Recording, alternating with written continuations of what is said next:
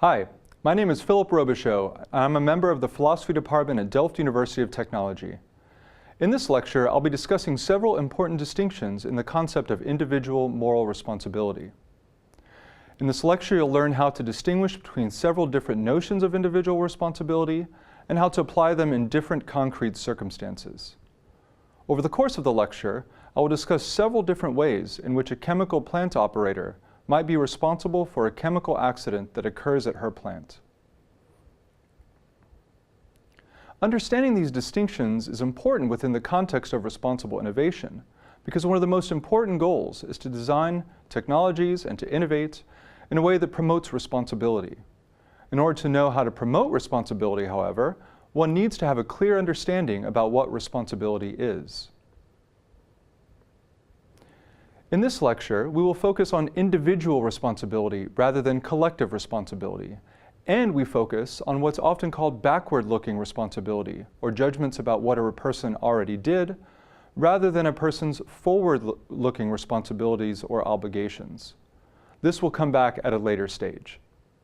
To begin our exploration of the various notions of individual, backward-looking responsibility, let's consider the first version of the chemical accident case, and let's call this case wrong switch.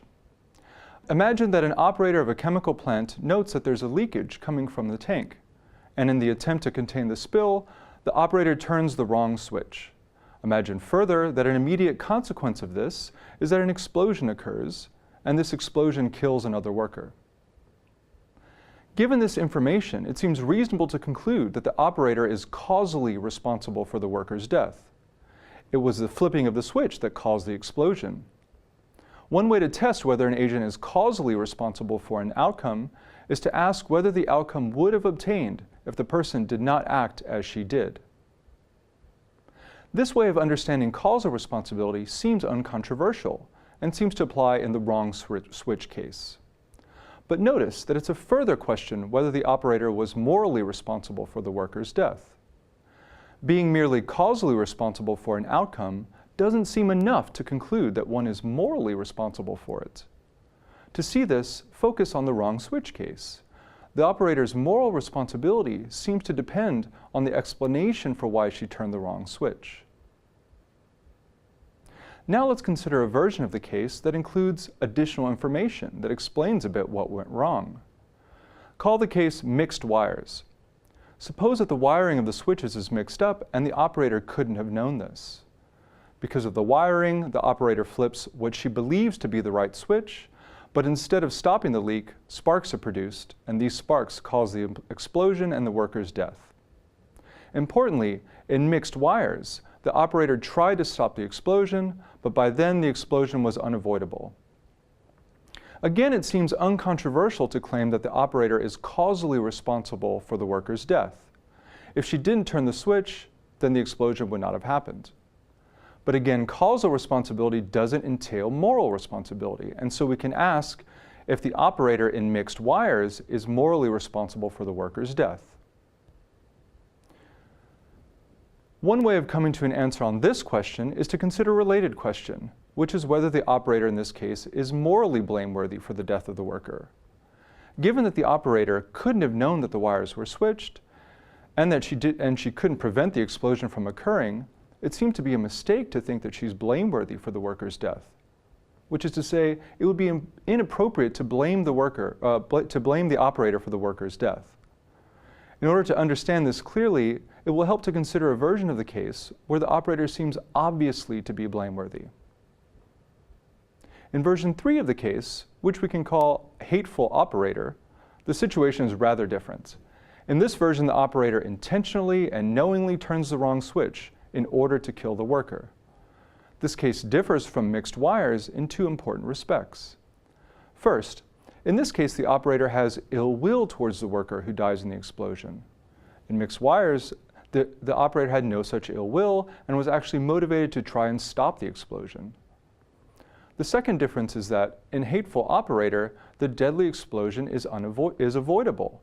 The operator knew that she was going to turn the wrong switch and did so intentionally in order to bring about the worker's death. In the hateful operator case, one might find it strongly intuitive to think that the operator is both causally responsible and morally blameworthy for killing the worker. Both the fact that the operator did something that causally brought about the worker's death and the fact that the operator had ill will toward the worker entail that the operator is morally blameworthy. Importantly, this kind of moral blameworthiness is just one way in which we can say a person is morally responsible for some event or outcome. The next case shows that there's another way to be morally responsible for something without being blameworthy for it. Let's call this case extra effort. This case is similar to the mixed wiring case in that the operator doesn't know and couldn't have known that she was turning the wrong switch. Imagine, though, that when the operator realizes that she turned the wrong switch, she sees that she has just a few seconds to turn another switch that will prevent the explosion. Imagine that turning this switch, this other switch, is not the normal procedure and that it takes some effort.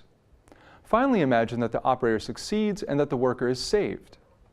Now, in this case, the operator is clearly causally responsible for saving the worker. And you might find yourself with a strong intuition that the operator is morally praiseworthy for doing so. She had to think very quickly and had to carry out a very difficult action in order to save the worker's life. She was motivated to go the extra mile in order to save her, and that seems to be grounds for thinking that the operator is morally praiseworthy.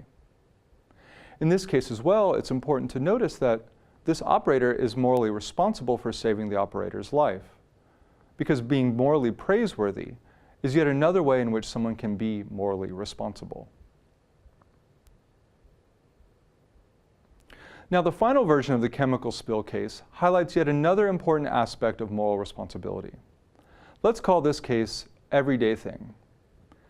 In this case, there's a chemical spill, and the operator turns the right switch. There's no mixed wiring, and turning the switch required no extraordinary effort.